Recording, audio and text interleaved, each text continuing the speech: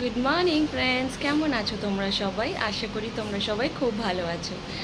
আজকে আবার চলে এসেছি একটা নতুন ভিডিও নিয়ে।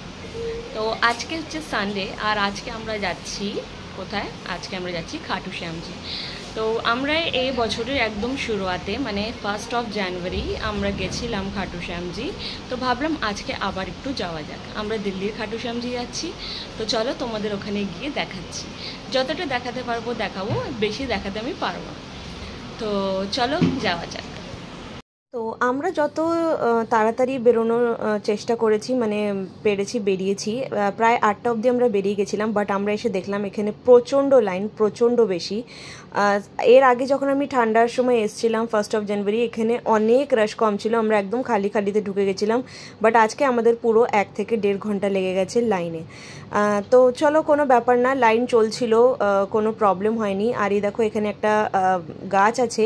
এই গাছটাতে না যে পাতাগুলো, ওগুলো এমন লাগে গোল্ডেন গোল্ডেন, বাট এটা আর্টিফিশিয়াল, একদম লাগে সোনার গাছের মতন। আর এখানে সব জায়গায় এই যে দেখতেই পাচ্ছ কত অনেক সুন্দর সুন্দর জিনিস বানানো আছে এখানে।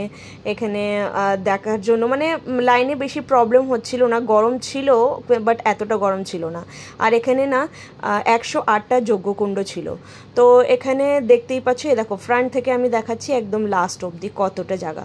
আর এন্ট্রি করার সময় অনেকটাই বেশি রাশ ছিল বলে আমরা আস্তে আস্তে আস্তে আস্তে চলছিলাম। প্রসাদ আমরা অলরেডি নিয়ে নিয়েছিলাম।